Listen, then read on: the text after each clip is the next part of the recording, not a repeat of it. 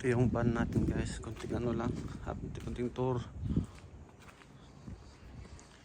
Nagmo-moist na, sobrang lamig.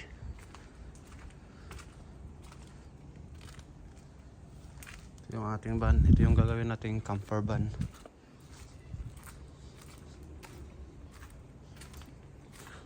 Hybrid.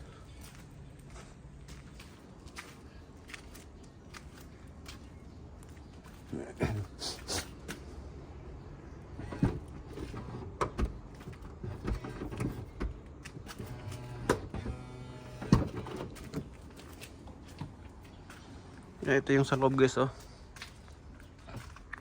Ito yung babaklasin natin guys. Itong mga to. Ito yung mga yan. Yung mga upuan, itong 4 na upuan ang babaklasin natin. Dito tayo gagawa ng higaan. Malalaman to kung anong plano dito. So let's go. Pisahan natin yung plano guys, kasi ulat raw ka idea talaga kung paano gagawin to. Pero yun nga, pinanood sa YouTube, una baklasin mo natin upuan.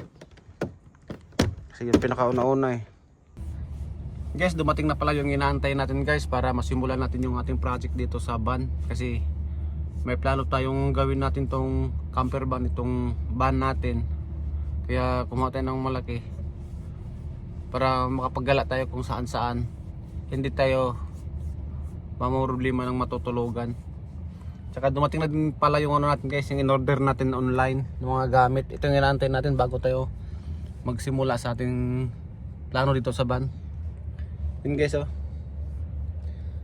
Dumating na yung lahat guys. $35 lang yan guys. $25 lang to lahat guys, oh. In-order natin online, Temu online. Alam ko mga ano lang naman to, hindi naman to mga original na ano, pero maganda na din, oh. Mas kompleto na lahat. Guys, maong ako na lang maghimo-himo ani guys, bisag wala ko experience paghimo-himo ani kaning camper van to camper van. Kay nag-canvas ko guys, ug ano, nag-canvas ako ng presyo kung magkano. Tapos mayroon ako mga shop doon na pinuntuhan. Tatlong shop 'yun. Yung isang shop nasa 8,000 New Zealand dollar guys, 8,000 New Zealand dollar. Pag ano sa lahat, paggawa nito lahat. Hindi kasama ng sticker doon. Ang sticker kasi nasa 250 yung sticker. Doon sa isa naman 10,000. Sila na lahat 10,000. Ano na yun? Sasampa ka na lang. Higa ka na lang, tutulog ka na lang. Pero wala pa tayong ganung kalaking halaga, oy. Mahal mo kayo.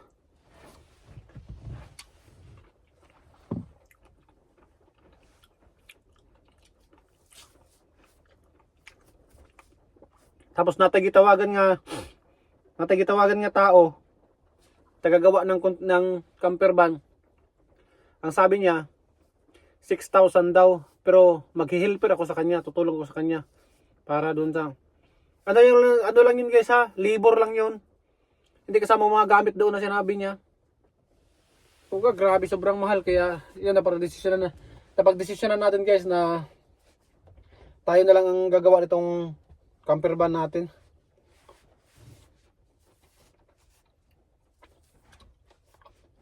Pautay-utay ba?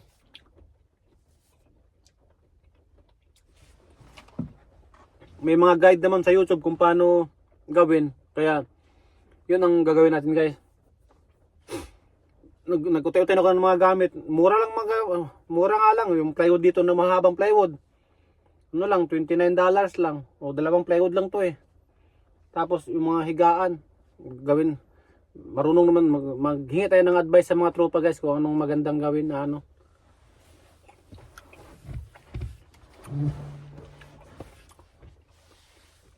Kasi yung napapanood ko guys sa YouTube na mga gumagawa ng sarili nilang camper van, wala pang 2,000 ang gastos guys, wala pang 2,000 New Zealand dollar. Sila ang gumawa. Kaya subukan din natin guys. Kaya yan yung isang pinaka the best na idea na naisip natin, na tayo na lang gumawa. Tapos maghingi tayo ng mga advice sa mga tropa. So kay Uncle YouTube, yun talaga isa pinaka number 1 guys na ano. Pag wala kang alam, tulad ko wala akong alam sa mga ganito, Uncle YouTube talaga. So umpisahan natin dito guys.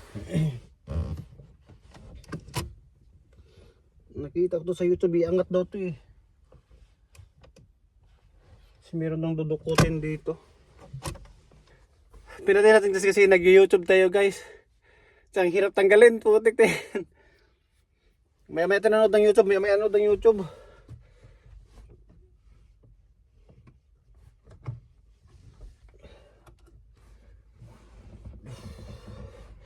Ito kasi mayroon tatanggalin dito eh. Ito mayroon tanggalin guys oh. Ito. Maya nanood ng YouTube, maya. Sabi dun sa YouTube, iangat daw to ng kaunti, ito. Pata kaunti, tapos mayroon tong screw dito na maliit. Tulak ko daw. Tulak daw na siya ng... ito. Ito pala. Yan. Ayun no.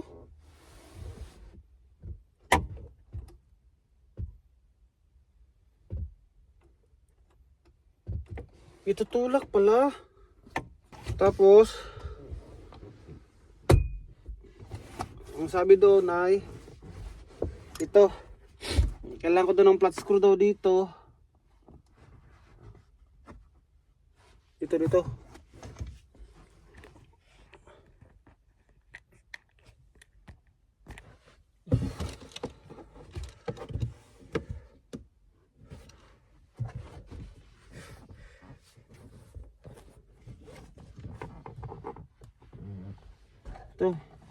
Kailangan daw ng flat screw dito para iangat tong mga to. Iangat sila. Sa kabal naman itong to. Dito daw, iangat ko daw to. Ganyan. Tapos ihiga ko ulit to. Sabi daw, ihiga ko ulit daw to. Sa ulit. Ganyan. Tapos kapagod pala to. Tapos iangat daw to eh. Ito daw, iangat daw to.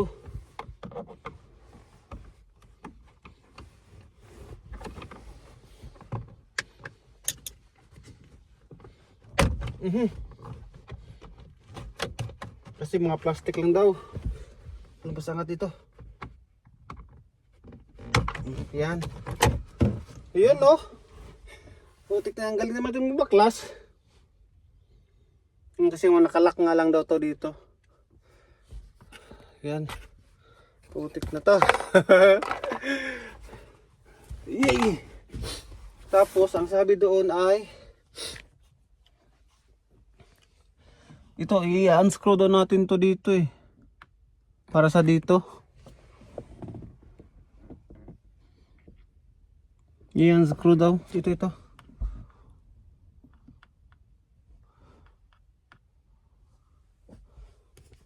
So, unscrew muna natin. Kailangan itong matanggal dito guys oh. Nahirapan tayong tanggalin to eh.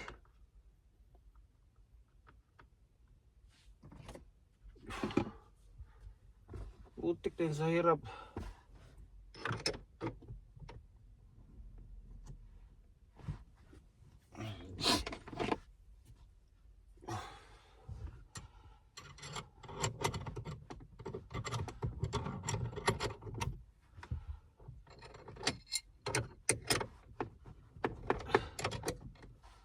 Bumibilog agad yung ano natin kaya matik-matikin natin kasi kailangan tanggalin to guys, itong nakalink dito sa seat belt.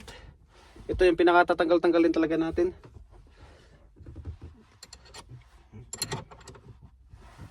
Extension oh, gawa ng mga ano to. Yan, gumalaw.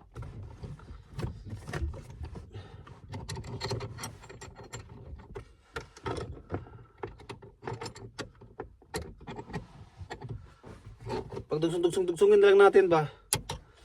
Yung ito. Kasi hindi are eh. Mga local lang naman kasi ito. Kailangan natin gawa ng maayos na ano para hindi masira yung ano natin. Para pag ayaw na nating mag-camper van, pwede natin siyang ibalik. Kabitan natin ito guys ng ano, ng matik-matik tools. Dito, tapos extensionan natin dito ng isa. Yan oh, umikot na.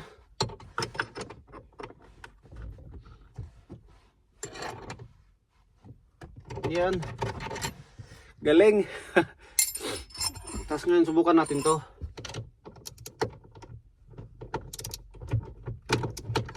Ayaw talaga. Ayaw talaga siya eh. Kasi naman eh. Yan no.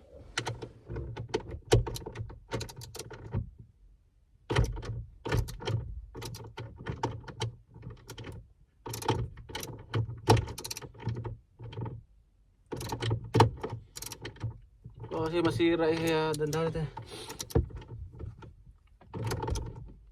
Dandahan ito kasi masira. Sayang.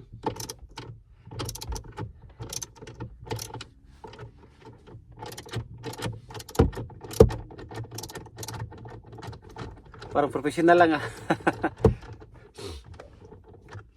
But mo imi.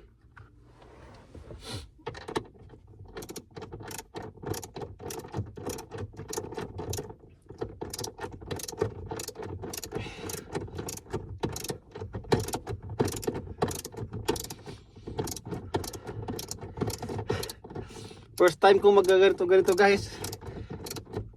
Sanang buhay ko.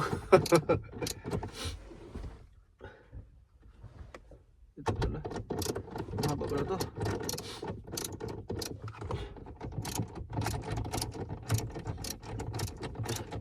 First time kong magaganito. Sanang buhay ko.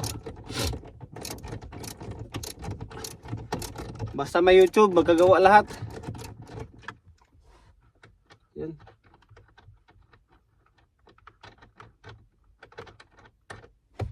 Yun, tanggal na. Ay, tanggal din. Tapos, ito nga. Tatanggalin daw to. Ayun no, ito nga yung nakalink dito sa ano. Tapos ito naman tatanggalin daw natin guys. Ito. Grabe. Maya tayo guys nanonood ng YouTube. Hirap pala tanggalin. Ang hirap pala magbaklas ng upuan. Reko. Kailangan natin gawin kasi may plano tayo sa van natin eh.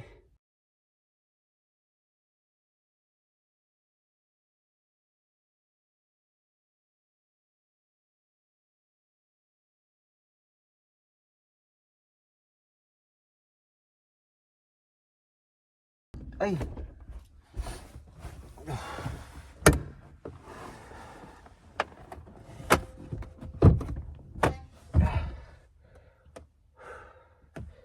Tapos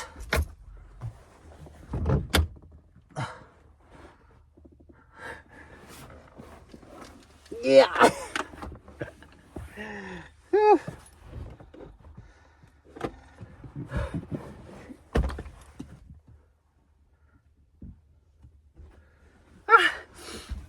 Ay. Guys, nagawa natin baklasin yung isang upuan. Ang galing natin guys kasi nabaklas natin yung isang upuan. Napaka-effective talaga ni Uncle YouTube guys. Napaka-effective ni Uncle YouTube magturo. Basta sundan lang natin yung proseso.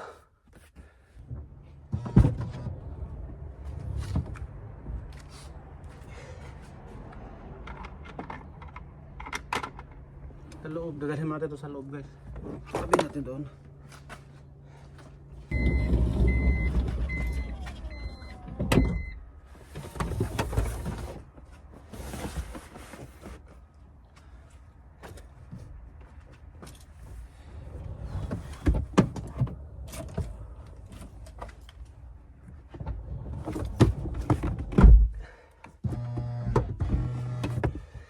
Nahirapan tayo guys sa kalisod. Hay! Break muna, break. Break time.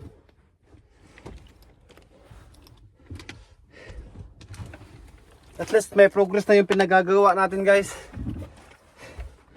Tatanggalan natin yung isang upuan. Ito na lang tatanggalin natin yung isa.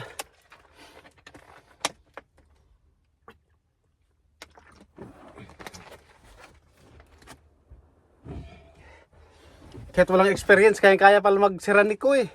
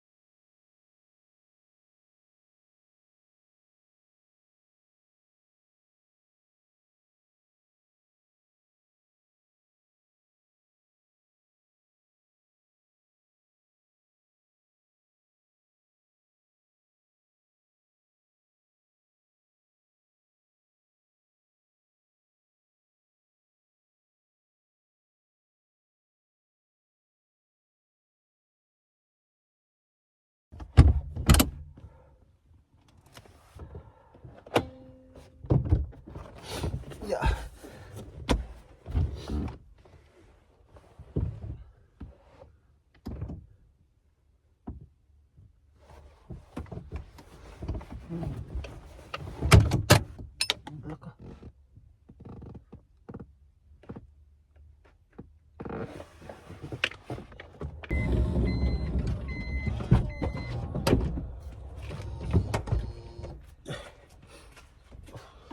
Nakadalawang upuan tayo guys ngayong araw.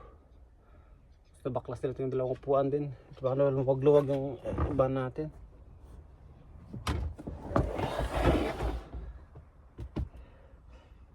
Sasabihin muna natin to para pag sunod, pag ayaw natin mag-camper van natin mga gamit. Alam ko mahirap to ikabit ulit. Napakadali ang binaklas para napakahirap ikabit. Sobrang bigat. Nakadalawang upuan tayo guys. Ito paano naman tinong ang lawak no. Sobra na nga pag humiga dito. Pwede na makahiga. Pero yun nga plano natin dito guys, gagawin natin ito na mayroong higaan, mayroong portable toilet sa kabilang side, tapos sink dito, yung lababo na maliit, tapos yung mga gamit sa ilalim na lang, di hugot-hugot na lang. Shoutout nga pala kay Auntie Merna na laging nagsishare ng ating video. Auntie Merna, kay Sano, kay Manny Pataroy, laging nagsishare ng ating video. Maraming salamat sa inyo sa mga nagsishare ng ating video. Maraming salamat. Mag-ingat kayo palagi. Always keep safe and God bless to all.